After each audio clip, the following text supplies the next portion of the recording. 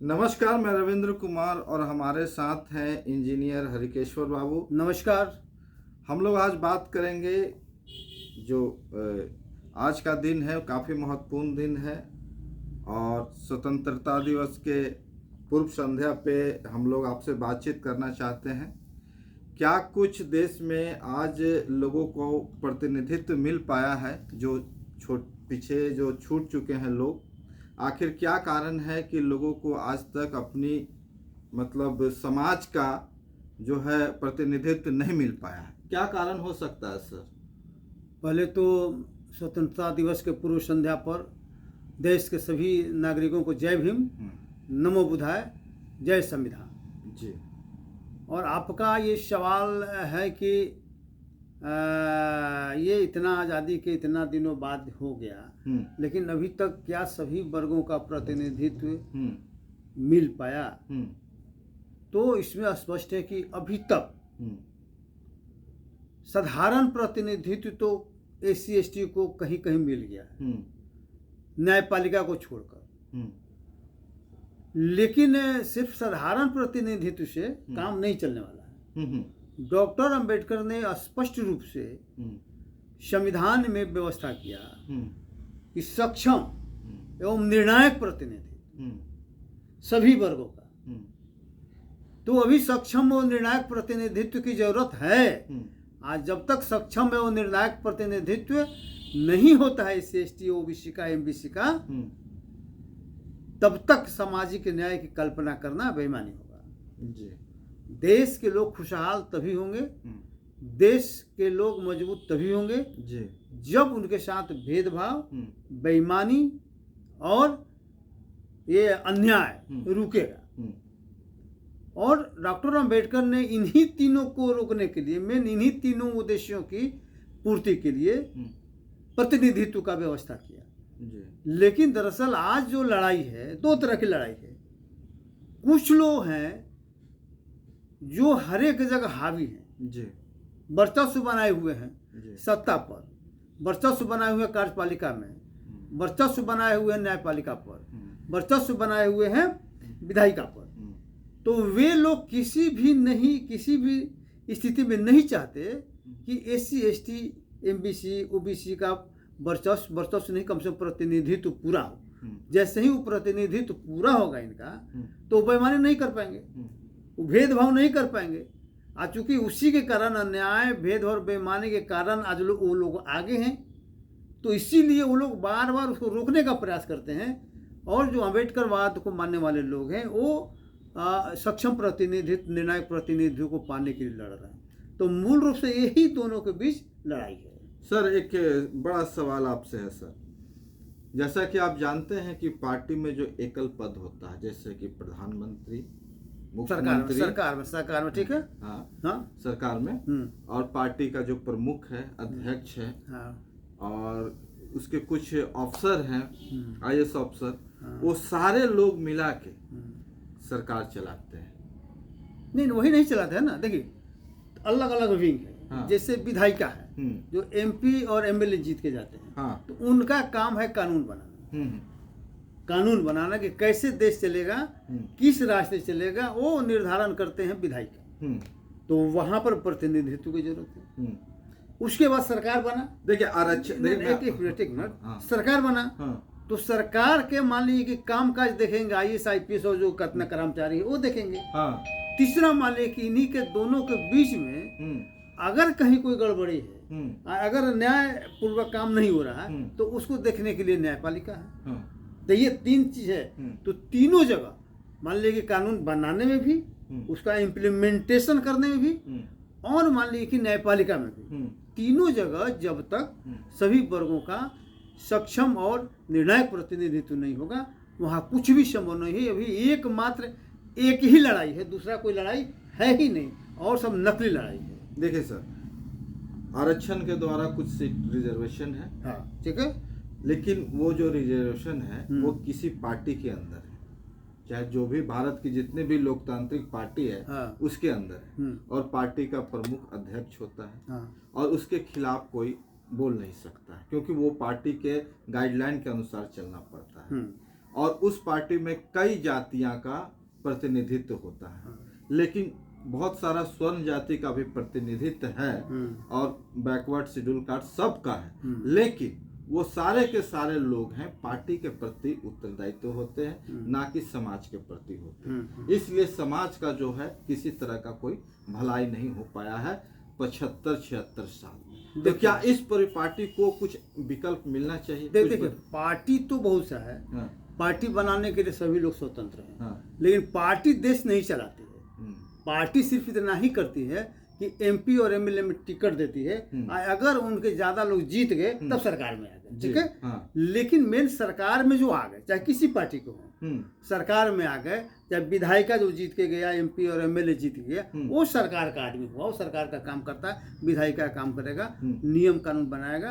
तो चूंकि जिसका मेजोरिटी रहेगा उसके हिसाब से नियम कानून बनेगा, ठीक है।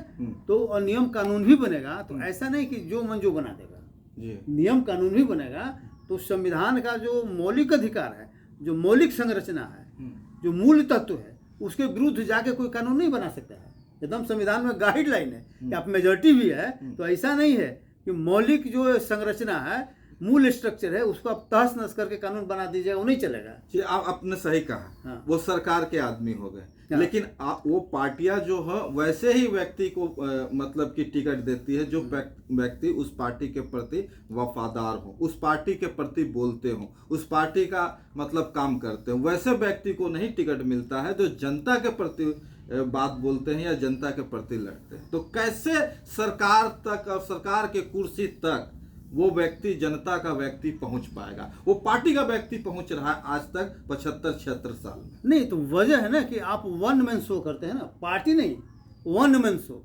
वन मैन शो जो हुआ नेता, चूंकि उसी के नाम पर वोट मिलना है, आप उसी को मजबूत कर रहे हैं और आपको कमजोर कर रहा है, लेकिन आप उसको मजबूत कर रहे हैं। तो अब तो ये आपको करना पड़ेगा ना कि जो समाज के हित के विरुद्ध जाएगा, जो जनता के हित के विरुद्ध जाएगा, उस पार्टी में आप मत जाइए, कुछ समय लगेगा। अभी चूंकि प्राइमरी स्टेज चल रहा है, अभी लोकतंत्र पूरी तरह से स्थापित भी नहीं हुआ है, मैं आपको बता रहा हूँ।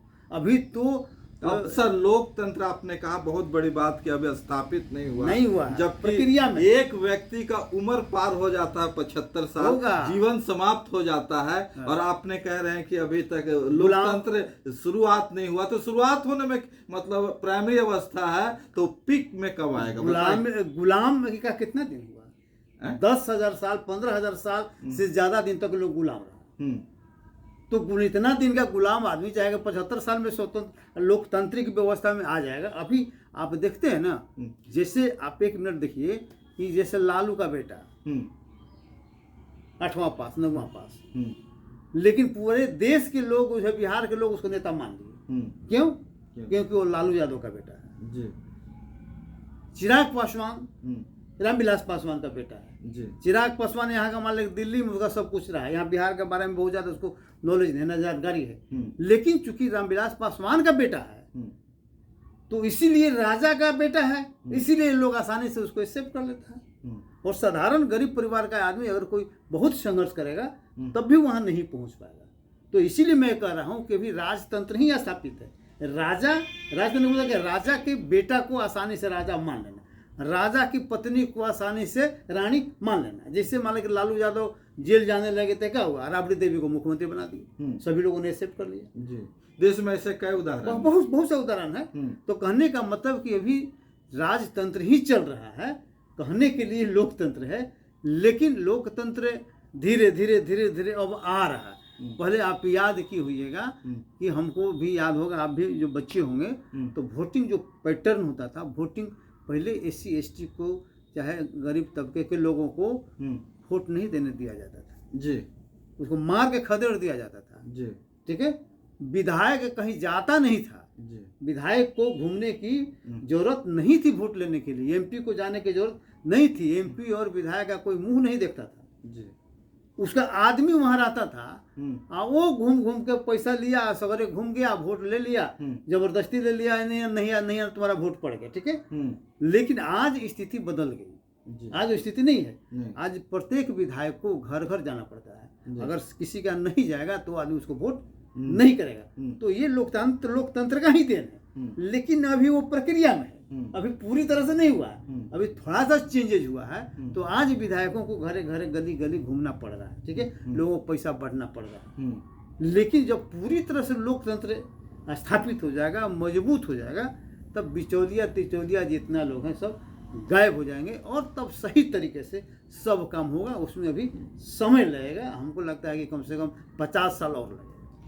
पार्टियां जो भी हैं बिहार में, चाहे भारत में, उन पार्टियों को क्या गाइडलाइन करना चाहिए, क्या कुछ ऐसा करना चाहिए जो जनता को रिलीफ पहुंचे?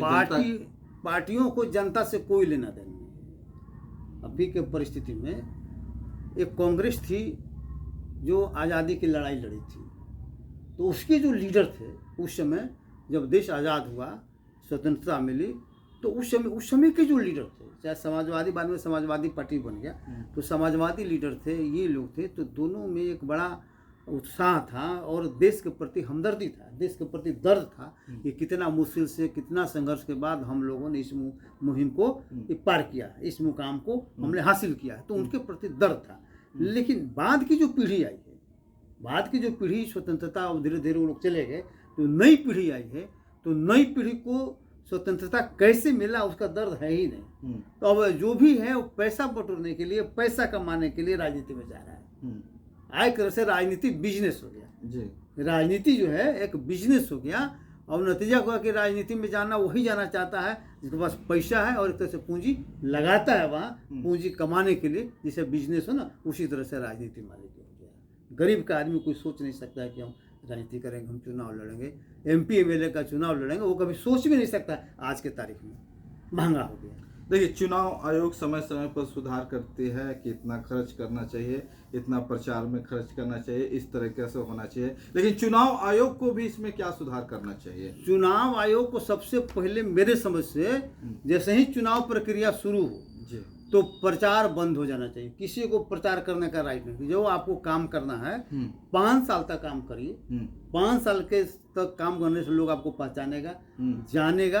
अगर जनता के बीच काम किए होइएगा तो आपको वोट देते हैं। कोई प्रचार की जरूरत नहीं है। और मेरे समझ से सभी नेताओं को जितना दिन मान लेंगे प्रक्रिया चुनाव कराने में जो भी समय लगे, उतना दिन तक सभी को जेल में डाल देना चाहिए। जितने कैंडिडेट हैं सब जेल में रहें, कोई बाहर नहीं रहे, कोई खर्चा नहीं।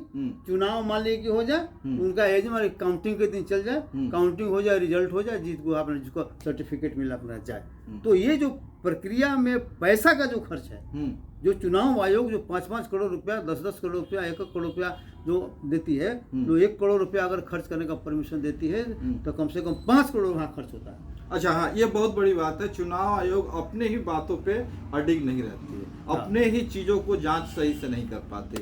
जब उनका लिमिटेशन है, उनको जांच का तंत्र जो है वो सही नहीं है, जिसके कारण लोग मनमानी तरीके से खर्च करते हैं और इस पर सरकार ध्यान नहीं। लिमिटेशन अगर है भी, अगर उतना भी मालिक हो जाए तो गरीब लोग उस लिमिट में रह जाता है। जिसके पास पैसा नहीं है उसे तक कम में, मान लीजिए विधानसभा में कोई 5,000 कोई 10,000 में चुनाव लड़ लेता है ना। लेकिन जो जीतने वाला जो कंपटीशन में जो लोग है, वो अगर 1 लाख मान लीजिए मतलब 1 करोड़ उसमें खर्चा दिया, वो कम से कम 5 करोड़ खर्चा करता है। इतना प्रचार है, चूंकि खर्चा है, वोट के दिन एक दिन है, बहुत ज्यादा खर्चा है। हर एक बूथ पर अगर 2-2 आदमी को बैठाएगा तो वहां पैसा देना पड़ता है, चैलेंज करने के लिए पैसा देना पड़ता है। तो इसलिए वो सारा व्यवस्था सरकार या तो उठा ले, टोटल व्यवस्था सरकारी।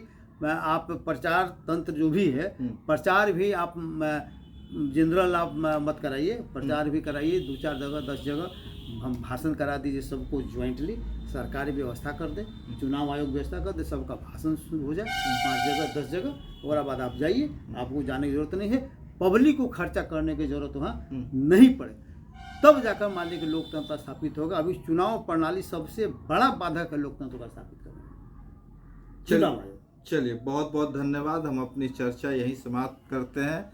वीडियो कैसा लगा जरूर कमेंट करके बताइए कि क्या कुछ इस वीडियो में आपको सीखने के लिए मिला, क्या कुछ आप सलाह देना चाहते हैं, जरूर कमेंट करके बताएं। मैं रविंद्र कुमार और हमारे साथ थे हरिकेश्वर। जय भीम, जय भारत, जय संविधान।